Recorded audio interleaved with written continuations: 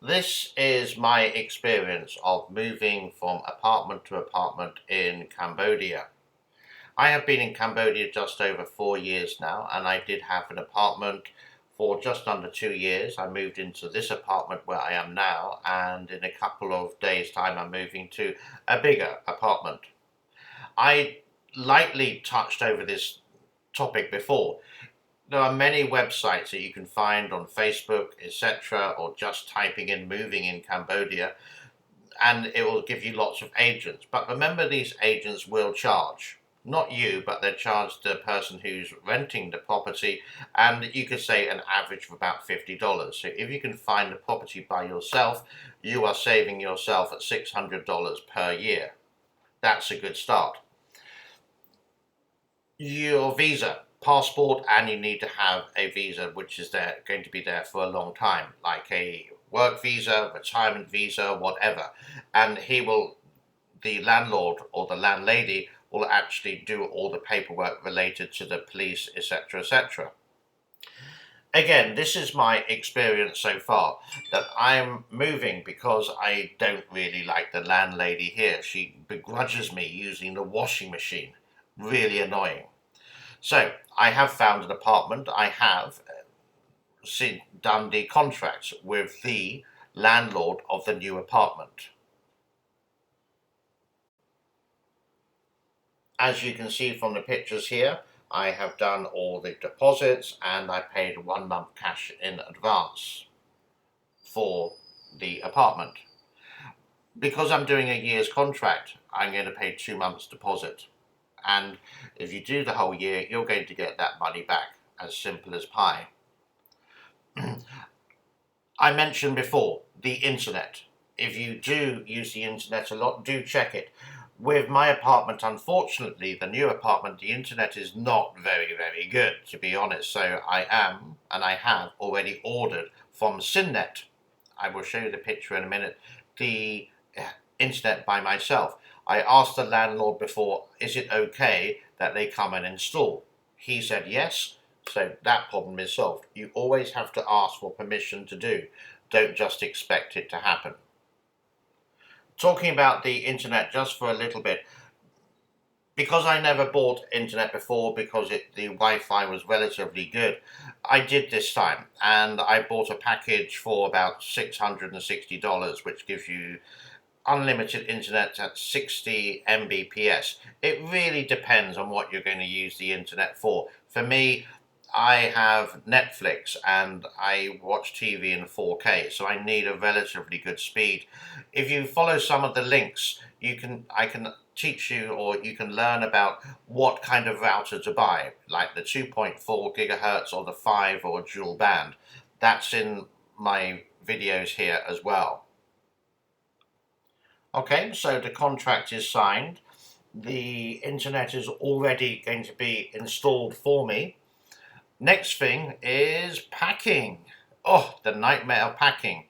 And where to get the boxes from. You can see on the pictures here that I've been packing for around about 2 weeks. Not excited at all to move. But I would recommend doing it a lot in advance. And quite simply, you can go to a supermarket.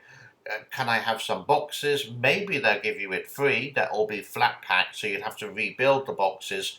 Or you can just go to a small convenience store, like the equivalent here of 7-Elevens, and for $1 they may give you like 20 or 30 boxes. So just 4,000 Riel, and that's exactly what we did. And you can see the packing here.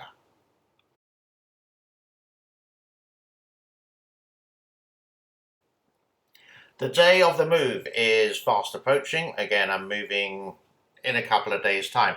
If you got a lot of stuff, which I have because I've been here quite a while, you'll need to get a truck like this.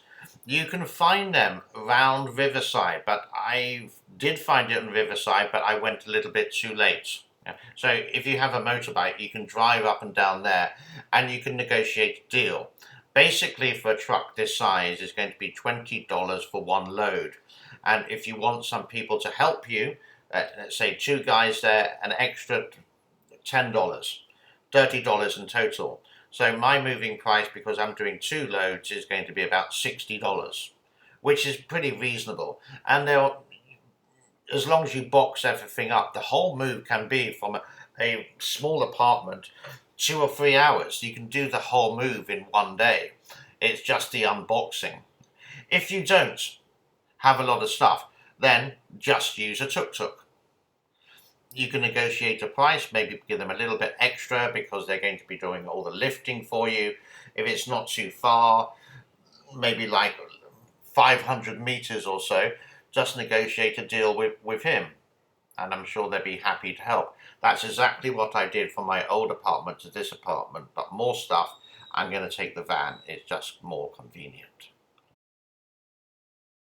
Okay, so that's my experience so far of moving in Cambodia, and I hope it does come a little bit useful for you what to expect.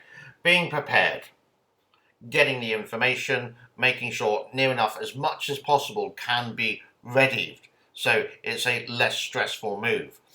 I mentioned in some of my other videos about furniture. Yep, I have bought some furniture beforehand. I'm going to pick it up on the day. But it's also the confirmation. Before the big day of moving, make sure the landlady that you're moving from knows, so she can give you your deposit back. Telephone the moving truck or the tuk-tuk that he's going to be there on time. Double confirmation. The internet provider. And finally, I always think, and this is just my own personal preference, why not buy yourself a little treat for the move?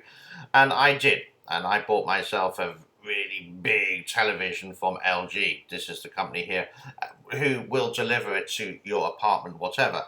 All I did was buy it before. So it is going to be less journey time for me to go to a different place, to a different place, to a different place, to a different place.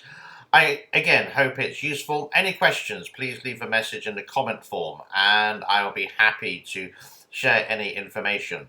Have a happy day and be good to each other. Bye for now. Bye. Bye. Bye.